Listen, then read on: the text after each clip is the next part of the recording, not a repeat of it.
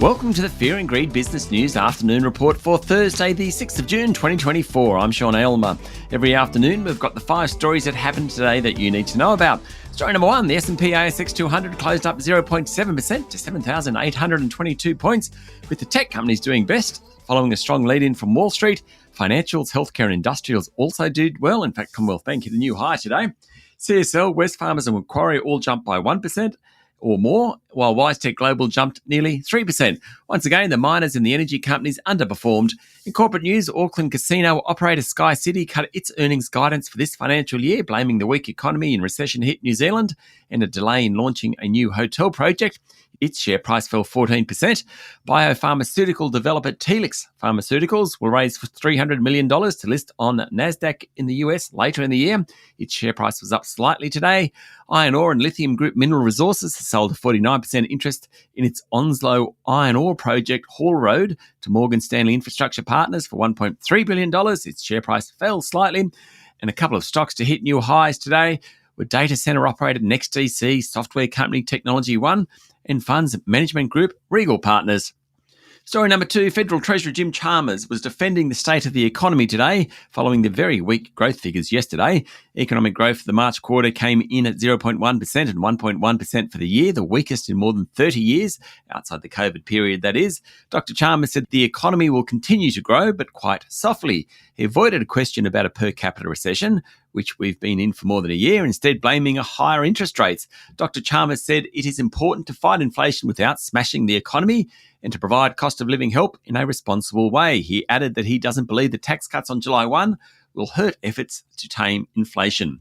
Story number 3, IDP Education has warned of a large reduction in its business due to increasingly restrictive policies in Australia and around the world for international students. This company places international students into educational programs here in New Zealand, the US, UK, Ireland and Canada. What's happening in Australia, the backlash against surging student numbers post-COVID, is happening in other countries as well. IDP today said it expected student placements to decrease by as much as 20% next financial year. In its key markets of Australia, the UK and Canada, changed immigration policies in recent months will have a negative impact on the size of the international student market, and that's hurt IDP's business. Its share price has been pretty volatile, falling to around $11.50 during COVID, soaring to not far off $40 in late 2021. It's around a third that level now after today's 7.5% fall. It's also one of the most shorted stocks on the ASX, meaning investors have bet that its share price will fall.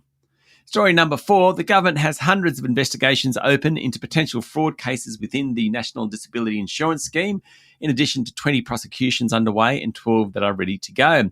There are also 510 active compliance investigations on foot. Minister for Government Services and the NDIS, Bill Shorten, told ABC Radio this morning. He said working out where fraud is happening is a big and ongoing task. Mr. Shorten said, and I quote, "Crooks don't self-report. That's why we don't know the full extent of it."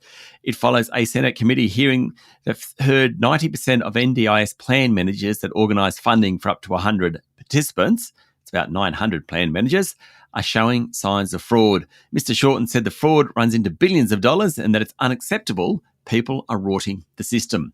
And story number 5, Canada has become the first major economy to cut interest rates, and economists are forecasting other major economies will soon follow suit. Tonight, the European Central Bank is also expected to cut rates. The Bank of Canada's decision marks the official end to the record fast hiking cycle that began with the outbreak of COVID-19 and continued with soaring inflation as governments pump money into economies to keep them afloat. The Bank of Canada last cut rates in March 2020. Governor Tiff Macklem said officials were increasingly confident that inflation was returning to its 2% target range, down from a peak of more than 8%. He also left open the possibility of another rate cut. The US Fed is due to meet next week, though no rate cut is expected, but markets have priced in 2 cuts in the US later in the year. Reserve Bank of Australia, well, it's not really expected to cut rates at least until the end of the year, perhaps not until next year. That's it for the afternoon report for Thursday, the 6th of June, 2024. Michael Thompson and I will be back tomorrow morning with the Friday edition of Fear and Greed Business News. I'm Sean Aylmer. Enjoy your evening.